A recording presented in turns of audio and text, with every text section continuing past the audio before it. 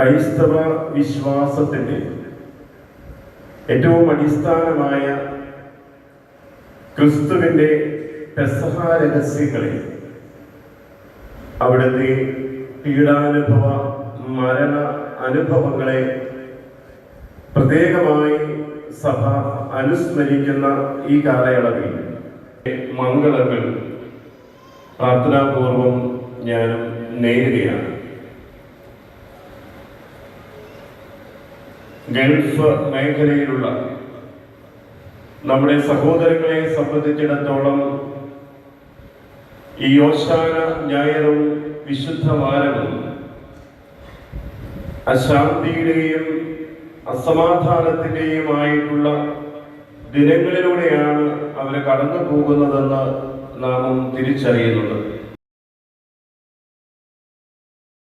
കനകമല മാർത്തോമ തീർത്ഥാടന കേന്ദ്രത്തിൽ നടന്ന ഓശാന ഞായർ തിരുക്കർമ്മങ്ങൾ ഭക്തിനിർഭരമായി.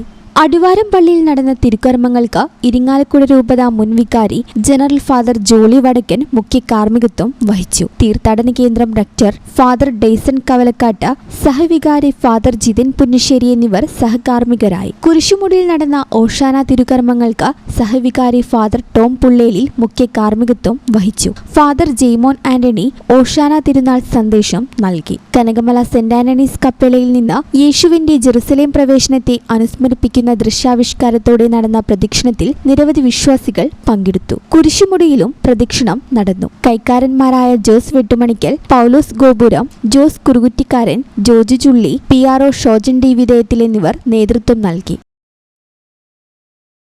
പുതുക്കാടിന്റെ വികസന തുടർച്ചയ്ക്ക് കരുത്തേകാൻ KK രാമചന്ദ്രൻ തുടരട്ടെ. കാലത്തിനൊപ്പം കാഴ്ചപ്പാടുകൾക്കൊപ്പം സഞ്ചരിച്ച് നാടിനെ പുരോഗതിയിലേക്ക് കൈപ്പിടിച്ചാനയിക്കാൻ നിങ്ങളുടെ വിലയേറിയ വോട്ടുകൾ ചുറ്റിക അരിവാൾ നക്ഷത്രം അടയാളത്തിൽ രേഖപ്പെടുത്തി പുതുക്കാട് നിയോജക മണ്ഡലം LDF സ്ഥാനാർത്ഥി KK രാമചന്ദ്രനെ വിജയിപ്പിക്കുക. ഒരുമയെ ഊർജമാക്കി സ്വപ്നങ്ങൾ സാധ്യമാക്കിയ 5 വർഷങ്ങൾ. പുതുക്കാടിന്റെ വികസന പുലിമ തുടരാൻ 16ാമത് കേരള നിയമസഭയിൽ KK രാമചന്ദ്രൻ തുടരട്ടെ. ഒന്നായി തുടരാം നവകേരളത്തിനായി.